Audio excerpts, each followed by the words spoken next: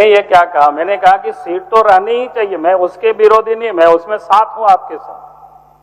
लेकिन सवाल ये नहीं है कल होकर के, जैसे आज भी संथाल परगना में 20-25 ऐसे मुखिया है, ट्राइबल लड़की है, मुस्लिम से शादी कर लिया, मुखिया वो बनी, जिला परिषद के अध्यक्ष वो बने।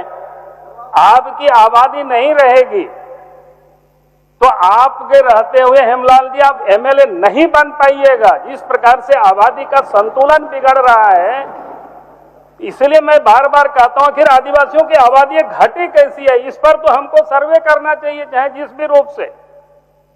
केंद्र सरकार को कहना तो एनआरसी के लिए आप यहां से लिखिए, या तो आप कोई कमेटी बना करके एक एक आबादी को देखिए कब कौन कहां से आया है। हम मुसलमानों का ही नहीं कह रहे, आपको यह पता चलेगा कि आखिर ये कैसे हुआ है। सीट हम लोग नहीं घटे, इसकी हम भी आपके साथ हैं, पूरी तरह से उसमें प्रयास करेंगे, उसमें कहीं हम पीछे नहीं रहेंगे।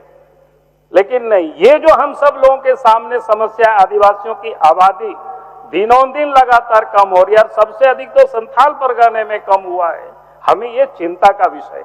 चलिए कि एसटी और एससी को जो रिजर्वेशन मिला हुआ है संविधान में, आबादी के प्रोपोर्शनेट, पहले लोकसभा और विधानसभा में दिया, बाद में सरकारी सेवाओं में देश के सभी राज्यों में आबादी के प्रोपोर्शनेट। और जैसे जैसे आबादी घटेगी ये दुष्परिणाम होगा। लेकिन आबादी क्यों घटा, हम तो यही कह रहे हैं सरकार से, भाई आप इसके लिए तो कमीशन बैठाइए, जांच कराइए। हम कहाँ कह रहे हैं, या तो आप हमको कहिए कि यहाँ से लिख करके दीजिए कि झारखंड में एनआरसी करवाइए।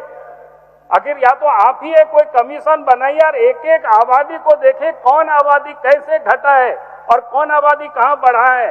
और मंत्री जी जैसे कह रहे थे कि शहर में, मैं मानता हूं, लेकिन संथाल परगना में कोई शहर नहीं है, वहां पर 16-17% आबादी कम हुआ है ट्राइबल की। ये हमें विचार करना पड़ेगा, गंभीर सवाल है, गंभीर मसला है ये। कोई ऐसा नहीं है कि जैसे तैसे हम भाषण दे करके वोट की राजनीति के लिए हम निकल जाएंगे। ये राज्य में सबसे अधिक आदिवासी भुगतेगी अध्यक्ष महोदय।